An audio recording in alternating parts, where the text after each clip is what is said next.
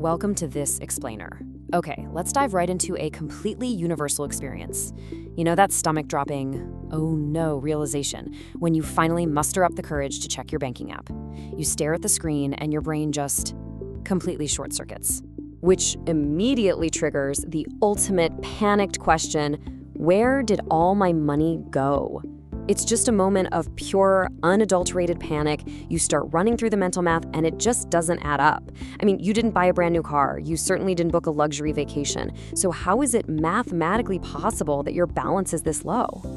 Well, the mystery is almost never those massive luxury purchases. It's the tiny, invisible, everyday expenses that slowly stack up. A coffee here, some takeout there, those late-night online impulse buys, and oh yeah, that streaming subscription you completely forgot about.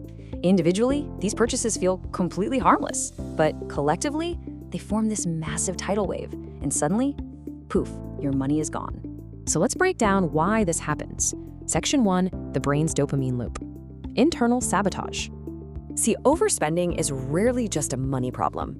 Actually, most of the time, it's a psychology problem. Your brain is literally being hijacked by dopamine, which is a chemical directly connected to motivation and reward.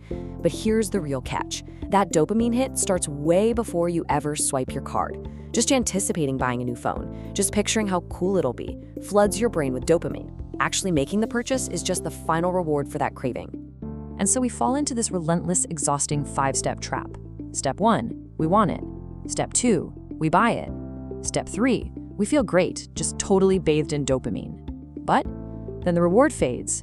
Step 4, we feel normal again. The thrill is gone. So your brain desperately searches for the next fix, leading right to step 5, you want something else.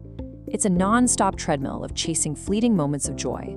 Moving on to section 2, marketing and social traps. External manipulation.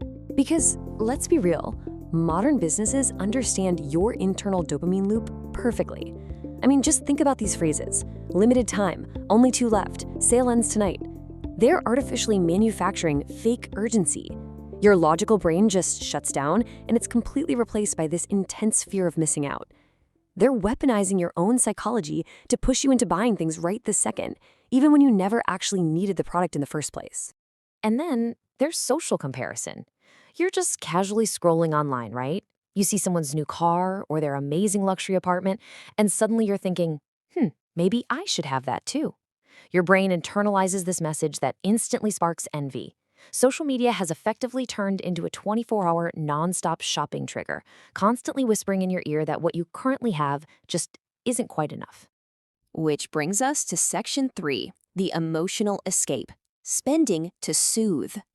You see, overspending isn't always driven by greed or even envy. Sometimes it's just a desperate attempt to escape feeling bad. Stress from a rough week at work, absolute boredom on a rainy Sunday, deep loneliness, or just lingering sadness. When you feel bad, your brain craves a quick fix. You buy something, and for a few fleeting minutes, the dopamine spikes, pushing all those negative emotions aside. But here is the really painful truth about all this. The purchase didn't actually solve the emotion. It literally just distracted you. You basically put a temporary band-aid over your stress or loneliness. Because when the excitement inevitably disappears, the original bad feeling simply returns. Except now, the situation is actually worse, because you still have the exact same emotional problem, but now you have less money to your name. Let's look at section 4, frictionless payment illusions, the invisible drain. Beyond our emotions, the modern technology we use to pay is literally numbing our brain's perception of financial pain. Think about it. Hand over crisp physical cash, and you physically feel the money leaving your hands. It actually hurts. But a credit card or a digital wallet, it's just one tap, one click. The money vanishes completely invisibly. The friction is totally gone, which means the psychological pain is significantly smaller. And that leads us to a devastatingly simple equation. Easier spending equals more spending. When digital convenience completely removes the actual pain of paying, the psychological barrier of affordability just vanishes. You spend faster and you spend more often, simply because it just doesn't feel real, until that credit card statement finally arrives at the end of the month.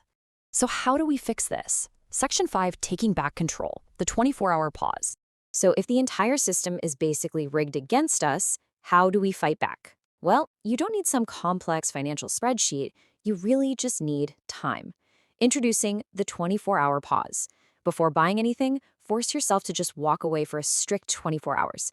Close the browser tab, walk out of the store. This mandatory pause acts like a circuit breaker, giving your immediate dopamine craving the time it needs to just die down. And during that 24-hour pause, ask yourself 3 absolutely critical questions. Number 1, do I actually need this? Be brutally honest. Number 2, will I still want it next week when the initial hype wears off? And number 3, probably the most important, am I buying this because I truly need it, or am I buying this just to change how I'm feeling right now? Because look, the goal here isn't to never, ever spend money again. Treating yourself isn't inherently bad. The actual goal is to understand exactly why you spend. Once you recognize those dopamine loops, the marketing traps, and your own emotional triggers, your money stops controlling you, you finally start controlling it. Which leaves us with one final, incredibly powerful question to carry with you the very next time you feel that urge to click Add to Cart. Are you buying the product, or are you just buying the feeling you think the product will give you?